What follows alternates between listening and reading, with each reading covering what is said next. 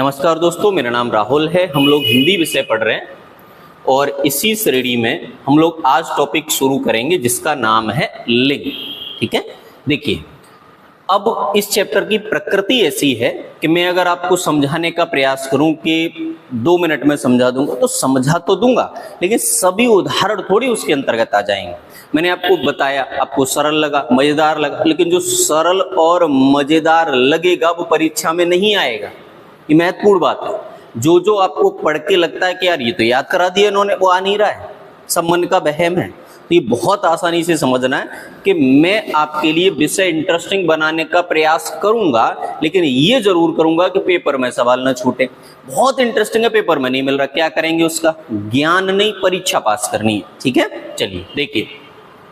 तो लिंग चैप्टर में लिखा हुआ है कि लिंग का अर्थ है चिन्ह या निशान, अर्थात जिस चिन्ह के द्वारा संज्ञा शब्द की पहचान हो उसे लिंग कहते हैं, अथवा जिससे संज्ञा, सर्वनाम, विशेषण आदि शब्दों की जाति का बोध हो उसे लिंग कहते हैं। तो बात क्या है कि जिन शब्दों से, जिन निशानों से हमें संज्ञा, सर्वनाम अथवा विशेषण की जाति का बोध हो जाता है उन्हें क्या कहते हैं? लिंग।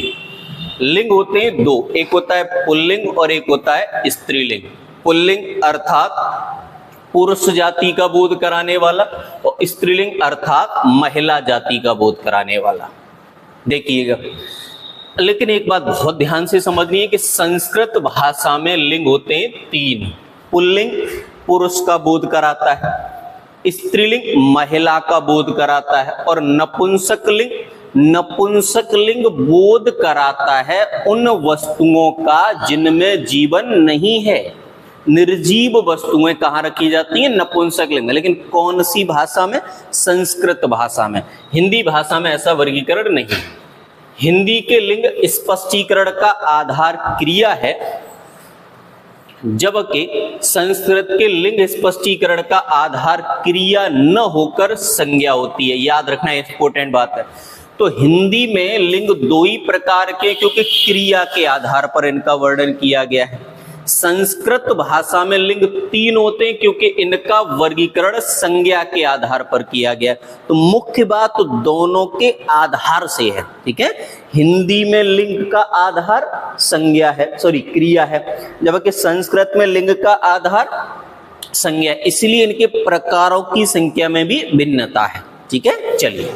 तो अब क्योंकि हम हिंदी विषय पढ़ रहे हैं तो मैं हिंदी विषय के बारे में ही प्रयास करूंगा आपको समझाने का। ठीक है, चलिए समझते हैं। जैसे तो हमने पढ़ा हिंदी के अंतर्गत लिंग कितने होते हैं? 2। पहला पुल्लिंग। देखो, पुल्लिंग अर्थात पुरुष या नर जाति का बोध कराने वाले शब्द पुल्लिंग कहलाते हैं। पुरुष अथवा नर जाति का बोध कराने वाले शब्द क्या कहलाते हैं? पुल्लिंग। जैसे लड़का, रमेश, मोर, देश, बकरा, बंदर, भवन, साला, भाई इत्यादि। ये समझिए। दूसरा है स्त्रीलिंग। स्त्रीलिंग अर्थात स्त्री अथवा नारी अर्थात मादा जाति का बोध कराने वाले शब्द। ऐसे शब्द जो मादा जाति का बोध कराएंगे स्त्रीलिंग कहलाएंगे, और ऐसे शब्द जो नर जाति का बोध कराएंगे पुल्लिंग कहलाएंगे। ठीक है, जैसे यहां समझिए, जैसे लड़की, सीमा, बालिका, शेरनी, राधा, दासी, देवरानी, चिड़िया, भावी, छात्रा। ठीक है, कई सारे तो देखो नाम इस तरह के प्रचलन में होते हैं। जैसे मैं एक नाम अगर लिख दूं, आप बताइए, जैसे मैंने एक नाम लिखा सनाया। अब ये नाम बताओ कहां पढ़ते हैं हम आमतौर पर? स्त्रीलिंग में, क्योंकि ये प्रचलन में शब्द इस प्रकार का है कि इसको स्त्रीलिंग में पढ़ा जाता है। समझना, आगे अभी विस्तार से भी चर्चा करूंगा, पहले समझ लेते हैं। देखिए, लेकिन हिंदी भाषा में ऐसा नहीं है कि लिंग सारे शब्दों को 2 ही हिस्सों में रखा जा सके, पुल्लिंग और स्त्रीलिंग। कई ऐसे भी शब्द हैं जो पुल्लिंग और स्त्रीलिंग दोनों रूपों में अपरिवर्तित रहते हैं, अर्थात इन शब्दों का लिंग परिवर्तन नहीं होता। वह शब्द पुल्लिंग के लिए भी प्रयोग में लाया जाता है और स्त्रीलिंग के लिए भी प्रयोग में लाया जाता है। जैसे चांसलर जर्मनी में होते हैं, राष्ट्रपति अपने यहाँ का पद है, प्रधानमंत्री, राजदूत, राज्यपाल, इंजीनियर, डॉक्टर, मैनेजर, डाकिया। ठीक है, अब ये शब्द क्या है, महिला हो तो भी हम राष्ट्रपति ही बोलते हैं, पुरुष हो तो भी हम राष्ट्रपति बोलते हैं। तो ऐसे शब्द जो महिला होने पर भी प्रयोग में लिए जा सकते हैं और पुरुष होने पर भी प्रयोग में लिए जा सकते हैं, ऐसे शब्द कहलाते हैं आपके उभयलिंग। जो दोनों के बीच का है, दोनों के लिए प्रयोग में लिए जा सके तो उन्हें कहते हैं उभयलिंग। जैसे कुछ उदाहरण समझने का प्रयास करते हैं, आराम से समझना ध्यान से। जैसे हमारे देश के प्रधानमंत्री कल जापान पर यात्रा करने जा रहे हैं। अब देखो बाकी को पढ़े तो पुल्लिंग का बोध हो रहा है, लेकिन प्रधानमंत्री तो महिला भी हो सकता है, महिला भी हो सकती है कि नहीं।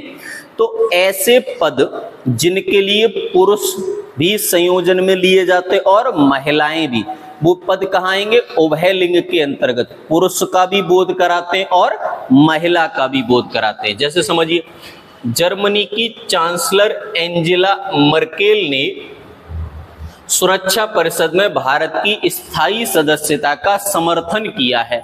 अब देखो ये महिलाएं हैं, लेकिन वही बात है कि चांसलर शब्द तो महिला के लिए भी प्रयोग में होता है और पुरुष के लिए भी। तो कहाँ रखा जाएगा, उभयलिंग में। और समझ लीजिए, डॉक्टर हॉस्पिटल जा रहे हैं, महिला या पुरुष कोई भी हो सकता है। राज्यपाल मेरी माताजी को देखने घर पर आ रहे हैं, महिला या पुरुष कोई भी हो सकता है। तो ये ऐसे पद हैं जिन पर महिला हो तो भी इनका संबोधन वही कह के किया जाता है जो पुरुष होने पर किया जाएगा।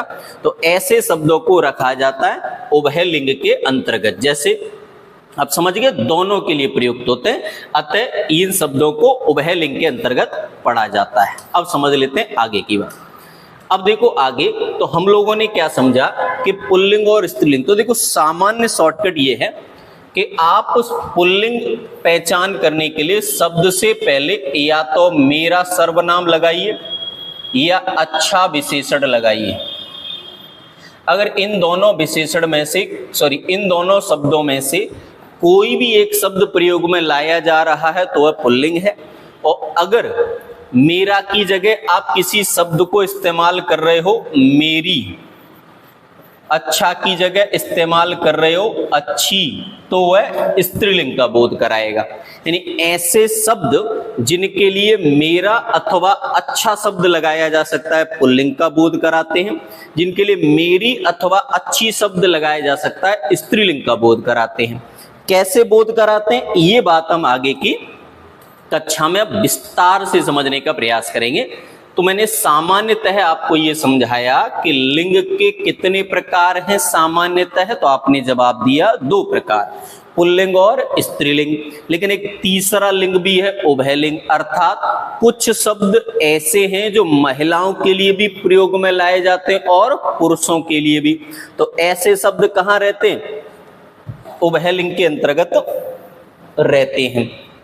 चलिए अब बात करते हैं आगे विस्तार से। यहां से बात शुरू होती है असली और इंपॉर्टेंट, क्योंकि इसके पीछे का तो सब लोग जानते हैं, यहां समस्या खड़ी होती है। तो देखो क्या है समझना, कुछ शब्द हैं जिनमें से द्रवित पदार्थों में से कुछ शब्द पुल्लिंग में और कुछ शब्द स्त्रीलिंग में। अब देखो मेरी बात को सुनिएगा शांति से, ठीक है। कुछ तो हम मेरा मेरी वाला या अच्छा अच्छी वाले सेगमेंट से समझ लेंगे, कुछ आपको याद रखने होंगे। तो ये वर्गीकरण, अब देखो यहां से आपकी कई क्लासेस लूंगा मैं, लगभग लिंग और वचन के लिए ही 4 से 5 कक्षाएं रहेंगी, 20-20, 25-25 मिनट की, 30 मिनट तक भी ले जाएंगे, जरूरत पड़ी तो 40 मिनट तक भी ले जाएंगे। 4-5 कक्षाएं रखूंगा छोटी छोटी, निर्धारित क्रम में आपको इनको देखना है ताकि पूरा डाटा आपको याद हो जाए, अधूरा काम नहीं करना है भैया। चले बढ़े आगे, देखिए जैसे अब बताइए रक्त अच्छा होता है या अच्छी, अच्छा होता है, तो जो डायरेक्ट याद होगा उसको मैं अंडरलाइन नहीं करूंगा, ठीक है। रक्त मेरा या मेरी, मेरा तो पुल्लिंग, घी मेरा या अच्छा पुल्लिंग, पेट्रोल अच्छा या अच्छी, अच्छा। अगर आपको लगता था कि ये स्त्रीलिंग में तो ध्यान रखिए कि पेट्रोल पुल्लिंग में है। ठीक है ना, क्योंकि कई लोग कहते हैं ना पेट्रोल पड़वाई, ठीक है। डीजल आपको पता ही है अच्छा, शरबत अच्छा, इत्र अच्छा, काढ़ा अच्छा लगता है या अच्छी लगती है, अच्छा लगता है, आसब ओंटना अच्छा लगता है, अर्क अच्छा लगता है, सिरका अच्छा लगता है, रायता अच्छा लगता है, तेल अच्छा लगता है, पानी अच्छा लगता है, दही अच्छा लगता है, दूध अच्छा लगता है। अब इसमें दो शब्दों को लेके शायद आपको कंफ्यूजन रहे। एक शब्द है आपका दही, जिसको आप शायद अपने निजी जीवन में स्त्रीलिंग कह के बोल देते हो। एक शब्द है पेट्रोल, जिसको निजी जीवन में स्त्रीलिंग पढ़ते आए हो, लेकिन ये किस वर्ग में पुल्लिंग, एक चीज विस्तार से समझना। आप व्याकरण के सर्वज्ञाता नहीं है, जो आप ये समझ लें कि नहीं जो मैं बोल रहा था वही सर्वश्रेष्ठ है, ये बेवकूफी वाली बात होगी। आप व्याकरण के सर्व जानकार नहीं हैं, सबसे बड़े जानकार नहीं हैं। अतः आप जो बोल रहे हैं वो भाषा के अंतर्गत पढ़ाया जाने वाला सिस्टम बोली है, और हम जो पढ़ रहे हैं वो शुद्ध मानक भाषा है। आप क्या बोल रहे हैं उसके आधार पर चैप्टर नहीं चलेगा, क्या पढ़ा रहा हूं उस आधार पर चैप्टर चलेगा। आप अगर सही ही बोलते तो ये चैप्टर पेपर में आता ही क्यों? सब सही बोलते हैं, सब जानते हैं, सब जानते तो क्यों पढ़ाना भैया? तो आप जो बोल रहे हैं वह सही नहीं है, इसलिए ध्यान से समझना है। ये नहीं कि भाई मैं तो दही को अच्छी बोलता हूं, मैं क्यों पुल्लिंग मानूंगा, मत मानो, एक नंबर तुम्हारा खराब होगा, ठीक है ना। ध्यान से समझना है। देखिए स्त्रीलिंग में देखो, चाय आप पढ़ते हैं अच्छी है, स्याही अच्छी है, कॉफी अच्छी है, लस्सी अच्छी है, शराब अच्छी है, दवा अच्छी है। तो अगर मैंने क्या बोला कि दो शब्दों में से चुनाव करना है, जिस शब्द के साथ अच्छा लगाया जा सके, जिस शब्द के साथ अच्छा लगाया जा सके वह पुल्लिंग, और जिस शब्द के साथ अच्छी लगाना पड़े वह हो जाएगा स्त्रीलिंग। अब पूरी टेबल आपको रटने की जरूरत नहीं पड़ेगी, क्योंकि मुझे इतना समझ में आ रहा है कि अगर इन दोनों सेगमेंट को ध्यान से अगर आप सुन लेंगे तो आपको समझ में आएगा कि यहाँ केवल दो शब्दों को पढ़ना है, बाकी को तो एक बार मेरे साथ सुनना है और छोड़ देना है। इन शब्दों को ध्यान से समझ लेना है, सारे शब्दों को रटना नहीं है। बहुत सारे शब्द आप सही भी बोलते हैं, तो जो सही बोलते हैं वो तो सही है, जो गलत बोलते हैं उनको ध्यान रखना है, ठीक है। चलिए दूसरे वर्गीकरण पर आते हैं। धातुओं के नामों की बात करते हैं। देखिएगा धातुओं के नामों में समझना, देखो सोना अच्छा है, पीतल अच्छी है पढ़ते हो आप, पीतल क्या पढ़ते हो अच्छी है, जबकि पीतल को क्या पढ़ना है अच्छा है, ठीक है। लोहा अच्छा है, तांबा अच्छा, सीसा अच्छा है, टिन अच्छा है, कांसा अच्छा है, रांगा अच्छा है, रूपा अच्छा है, पारा अच्छा है। तो ये बहुत सारे, देखो याद रखना, रूपा अगर नाम होगा किसी लड़की का तो बताओ तो स्त्रीलिंग हो जाएगा, ठीक है। तो वो धातुओं में बात करें इसलिए हेडिंग में हमने पहले ही मेंशन किया हुआ है। स्त्रीलिंग में आप देखेंगे चांदी अच्छी है, मिट्टी अच्छी है, तो यहाँ कोई शब्द मिला नहीं, केवल पूरे वर्गीकरण में एक शब्द मिला पीतल, जिसको हम शायद स्त्रीलिंग कहते हैं। अगर इस पहले से पुल्लिंग आप जानते हैं तो याद ये भी नहीं रखना, लेकिन अगर मान लीजिए आप इसको स्त्रीलिंग पढ़ते हो तो ध्यान से रखना है कि ये पुल्लिंग के अंतर्गत पढ़ा जाने वाला शब्द है। आगे की बात पर आते हैं। मैंने बोला ही आपसे कि चैप्टर वह नहीं है कि साहब मुझे पढ़ के मजा आ जाए, चैप्टर वह है जो मैं आपको समझा पाऊं। अगर मैं आपको कोई भी चैप्टर ध्यान से समझा पा रहा हूं, याद करा पा रहा हूं, तभी तो सफल हो पाऊंगा, ध्यान रखना। और अपनी क्लासेस में फैक्ट ज्यादा आते हैं, याद रखना है। अपनी कक्षाओं में कॉन्सेप्ट जरूरी है, लेकिन फैक्चुअल डाटा ज्यादा जरूरी है। मुझे ये पता है कि लिंग ऐसे ऐसे होता है, क्या करोगे उसका? जरूरत तो शब्द पहचानने की है ना, तो शब्द पहचानेंगे। समझिए, देखो देशों में अगर बात करें, भारत अच्छा है, नेपाल अच्छा है, अमेरिका अच्छा है, रूस अच्छा है, चीन अच्छा है, पाकिस्तान अच्छा है, ईरान अच्छा है, जापान अच्छा है, इत्यादि। तो इसमें रटने की जरूरत नहीं पड़ेगी, क्योंकि देशों के नाम में आपको आमतौर पर शब्द पुल्लिंग मिल रहा है। लेकिन याद रखना है यहाँ पर एक उदाहरण श्रीलंका, एक उदाहरण जो पूछा गया। वैसे तो बहुत सारे देश है ना, भाई बहुत सारे देश हैं, सब नहीं याद करने हमारे, मतलब ये भी ध्यान रखना है कि मैं सभी धातुओं को नहीं लिख लिया हूं उसमें, केवल उन्हीं को लिखा हूं जो एग्जाम ओरिएंटेड है। ठीक है, तो श्रीलंका याद रखना है कि हमेशा स्त्रीलिंग के अंतर्गत पढ़ा जाता है, आमतौर पर देशों को पुल्लिंग के अंतर्गत रखते हैं। ठीक इसी क्रम में आगे दिन और वार और तिथियों के नाम की बात कर लो, समझना मेरी बात को ध्यान से। तो सोमवार अच्छा गया, मंगलवार अच्छा बीत रहा है, बुधवार अच्छा बीत रहा है, गुरुवार अच्छा बीत रहा है, शुक्रवार, शनिवार, रविवार आदि सभी दिन पुल्लिंग। षष्ठी शब्द यहाँ गलत टाइप हुआ है, षष्ठी शब्द कहाँ रहता है, स्त्रीलिंग में, इधर आएगा। ठीक है, ये ध्यान रखना, आप डाटा को सही कर लीजिएगा कि षष्ठी शब्द जो है आपका यहाँ स्त्रीलिंग के अंतर्गत रहेगा, षोडश पुल्लिंग में रहेगा। ठीक है, देखो तो जितने भी दिन होते हैं वो पुल्लिंग के अंतर्गत पढ़े जाते हैं, लेकिन जितनी भी तिथियां होती हैं आमतौर पर वो तिथियां स्त्रीलिंग के अंतर्गत पढ़ी जाती हैं। तो ये सिंपल, इसमें रटना नहीं पड़ेगा, दिन पुल्लिंग, तिथियां स्त्रीलिंग के अंतर्गत पढ़ी जाती हैं, इसमें कोई शब्द याद करने की जरूरत नहीं है। देशों में मैंने आपको समझाया, केवल एक याद रखिए, क्या याद रखना है, श्रीलंका। वेरी गुड, सही जवाब आपका। चलिए और समझ लेते हैं। नगर या शहरों में भी देखो मैंने दुनिया भर के नगर शहर नहीं लिख लिए, वही लिखे जो पूछे जा रहे हैं, जो रिपीट हुए हैं। जैसे इलाहाबाद अच्छा है, पटना अच्छा है, मुंबई देखो समझो, मुंबई को आमतौर पर हम लोग स्त्रीलिंग पढ़ा करते हैं, जबकि मुंबई पुल्लिंग के अंतर्गत है। दिल्ली पुल्लिंग के अंतर्गत है।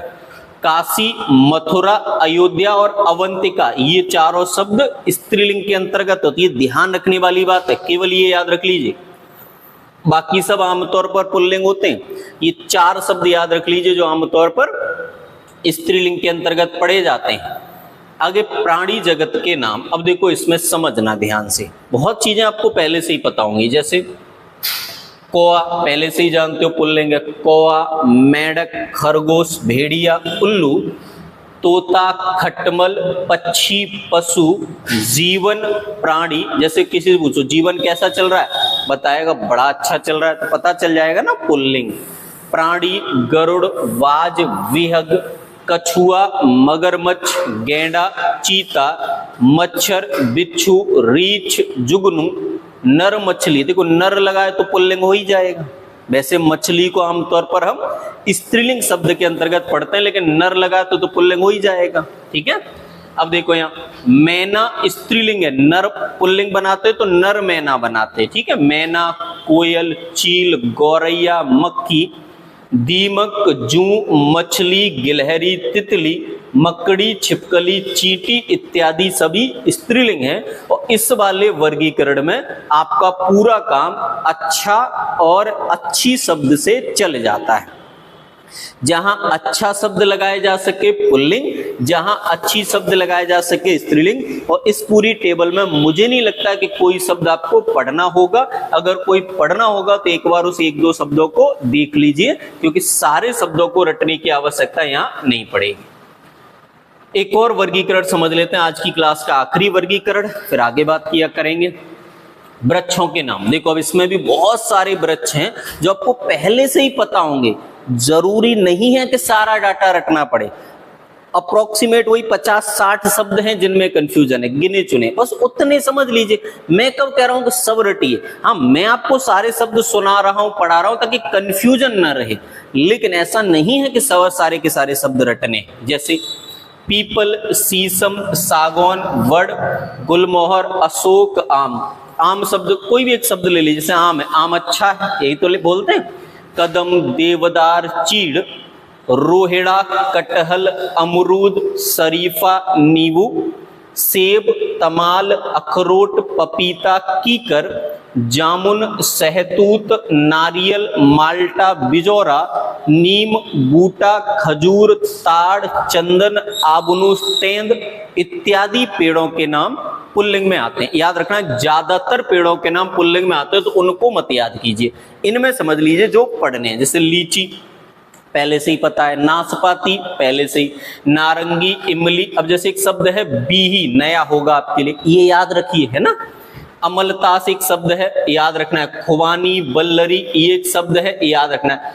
बेल, याद रखना, बेल और वेली आमतौर पर बेल को पुल्लिंग में बता दिया जाता है, लेकिन ना, बेल शब्द स्त्रीलिंग में है।